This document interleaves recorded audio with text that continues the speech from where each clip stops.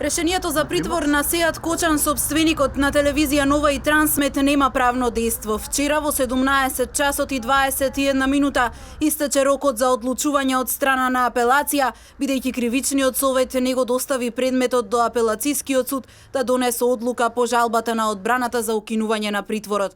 Адвокатот на Кочан, Никола Додевски, информираше дека одбраната побарала од кривичниот совет да го стави вон сила решението. Веќе во јавноста се јавија некои анонимни чудовидени правници кои што не разбираат дека судот нема право да го пролонгира рокот, дека одбраната согласно член 6 од Конвенцијата за заштита на човекови права мора да има еднаквост на оружјето. Која е санкцијата доколку вие имате пропуштено рок како одбрана?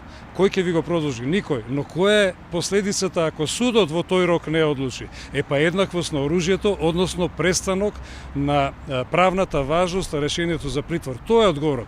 А Сеат Кочан е слободен граѓанин, бидејќи прво се бараше негово апсење врз основа на неправосилно решение, а второ, затоа што сега во моментот, според сите конвенцијски правила, според сите прописи, директната примена на член 6 во Република Македонија, тоа решение за притвор веќе нема правна важност. Потребно е софистицирано познавање на правото, потребно е познавање на конвенцијското право, кое што за жал многу од така наречени правници, експерти кои што се земаат за право да толкуваат, воопшто го немаат ни прочитано.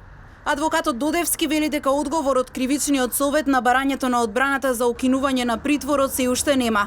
Специјалното јавно обвинителство пак соопшти дека дури денеска им е доставена жалбата за одговор, што ги потврдува соопштенијата на одбраната дека судот не го доставува предметот прекршувајќи го законот, затоа што жалбата бил должен да ја достави веднаш по приемот, а тоа е во петок на 10 март, а ја доставува дури 3 дена подоцна, откако веќе изминал рокот на апелација за одлучување. Се отвора прашањето што се крие зад ова, зошто ваква очигледна незаконитост е сторена, зошто 3 дена подоцна се доставува жалбата за одговор, дали целта е да се купи време и да се исценира апсење на Сеат Кочан и покрај тоа што според правните експерти нема основа. Судиите се тие кои имаат обврска во своите образложенија на решенијата за притвор да се повикуваат на стандардите од праксата на Европскиот суд за човекови права, вели директорката на Агенцијата за суди и јавни обвинители Анета Арнаудовска. Законитоста и арбитрерноста на притворот е обезбедено со членот 5 став 4 од Европската конвенција за човекови права, кој гарантира дека секој кој што е лишен од слобода има право на судска оценка, која согласно праксата на Страсбуршкиот суд мора да биде брза и ефикасна. Врз основ на ова, Арнаудовска смета дека судот мора без никакво одлагање да одлучи за законитоста на притворот, да ги сослуша и процени аргументите на двете странки и брзо да одлучи дали понискиот суд со обжаленото решение донел легитимно решение со оглед дека се работи за најтешко ограничување на слободата на движење и безбедност. Во конкретниот случај, токму поради целта на заштитата на ова конвенцијско право, е определен и преклузивен рок за судска ревизија од 48 часа, кој судот мора да го почитува согласно праксата на Европскиот суд за човекови права. Во конкретниот случај, тој рок не може да се продолжи. Напротив, во Законот за кривична постапка пишува дека рокот може да се скрати само во корист на обвинетиот, но само ако тој изречно побара. Во повеќе одлуки Европскиот суд за човекови права нашол дека државата мора да си го организира своето судство, така што ќе обезбеди брзо и ефикасно решавање по притворот.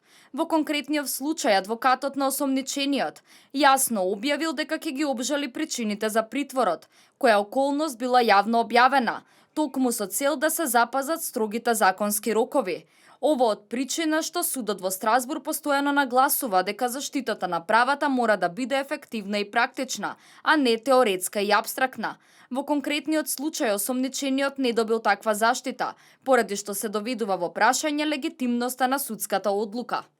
Последиците од незаконското постапување на Советот се јасни, велат од канцеларијата на Додевски, а тоа се незаконско распишување по терници и јавни напади врз неговата личност дека е во бегство, со што се уништува неговиот личен и деловен углед, а со тоа се прави и директна повреда на членот 10 од Конвенцијата, бидејќи незаконито се гони и притвора собственик на медиумот ТВ Нова, а со тоа се повредува слободата на изразување на мислење и ширење на информации.